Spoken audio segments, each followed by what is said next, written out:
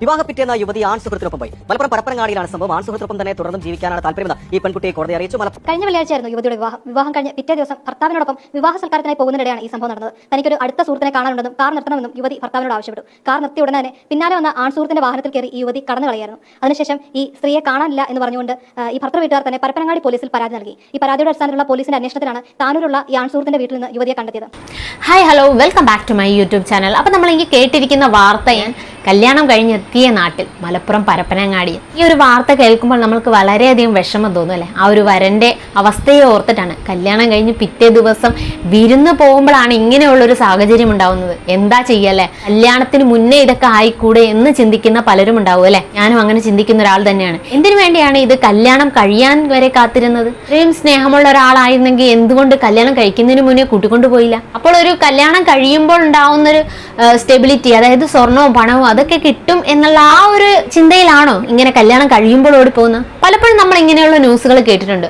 അതൊരു ചർച്ചാ വിഷയമാവാറില്ല അല്ലെ? പക്ഷേ ഇത് ചർച്ച ചെയ്യപ്പെടേണ്ട ഒരു വിഷയം തന്നെയാണ്. കാരണം കല്യാണം കഴിഞ്ഞ് പല ബന്ധങ്ങളിലൂടെ ഓടിപ്പോകുന്ന ആൾക്കാരെ നമ്മൾ കാണുന്നുണ്ട്. പക്ഷേ ഇത് കല്യാണം കഴിഞ്ഞ് പിറ്റേ ദിവസം തന്നെ ഓടിപ്പോകുന്നത് വളരെ തെറ്റായിട്ടുള്ളൊരു കാര്യമാണ്. കാരണം ഇത് സമൂഹത്തിനെയും ആ ഒരു വരന്റെ വീട്ടുകാരെയും സ്വന്തം വീട്ടുകാരെയും ചതിക്കുന്ന ഒരു രീതി തന്നെയാണ്. ഇഷ്ടമല്ലെങ്കിൽ അത് നേരത്തെ പറയാമായിരുന്നു.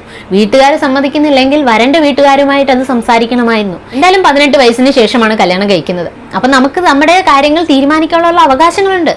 അതിന് നമ്മൾ മുന്നോട്ട് പോകുക, അല്ലാതെ ഇതുപോലുള്ള വൃത്തികെട്ട പണികളല്ല ചെയ്യേണ്ടത്. സത്യം പറഞ്ഞാൽ ഇതൊന്നും നമ്മൾ അനുവദിച്ചു കൊടുക്കാൻ പാടില്ലാത്തൊരു കാര്യം തന്നെയാണ്. കല്യാണം കഴിഞ്ഞ് പിറ്റേ ദിവസം വിരുന്ന് പോകുമ്പോൾ ഫ്രണ്ടിനെ കാണണമെന്ന് പറഞ്ഞ് വണ്ടിയിൽ നിന്ന് ഇറങ്ങുക, കാമുകന്റെ കൂടെ വേറെ വണ്ടിയിൽ കയറി പോവുക.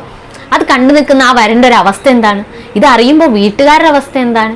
നാട്ടുകാർ വെറുതെ ഇരിക്കുമോ? ഈ ഒരു വിഷയം കൊണ്ടുവന്നു എന്ന് കരുതി നമ്മൾ ആരെയും ഒന്ന് മോശപ്പെടുത്താനോ അല്ലെങ്കിൽ അവരുടെ പേരുകളോ ഒന്നും നമ്മൾ റിവീൽ ചെയ്യുന്നില്ല. പക്ഷെ ഈ ഒരു വിഷയം എന്ന് പറയുന്നത് വളരെ മോശമായിട്ടുള്ളൊരു പ്രവൃത്തി തന്നെയാണ്. ഇനിയും അത് ഉണ്ടാവാതിരിക്കാൻ വേണ്ടിയാണ് നമ്മളത് പറയുന്നത്.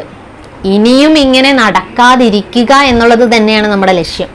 ഒരു അവയർനെസ്. ഈ ഒരു വിവാഹത്തിന് ഇഷ്ടമല്ലായിരുന്നെങ്കിൽ അത് മുൻകൂട്ടി വരനെയും വീട്ടുകാരെയും അറിയിച്ചിരുന്നെങ്കിൽ ചിലപ്പോൾ ഈ കല്യാണം നടക്കാതിരുന്നേനെ അല്ലേ?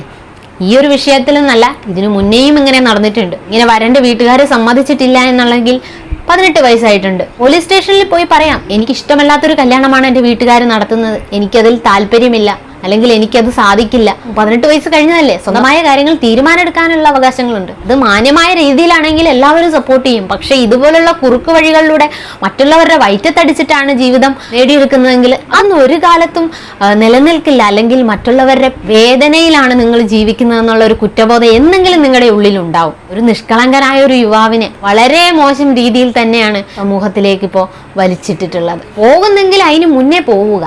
എന്തിനിങ്ങനെ കാത്തു നിന്ന് കല്യാണവും കഴിഞ്ഞ് അല്ലെങ്കിൽ കല്യാണത്തിന്റെ അന്ന് ഒളിച്ചോടുന്നതൊക്കെ?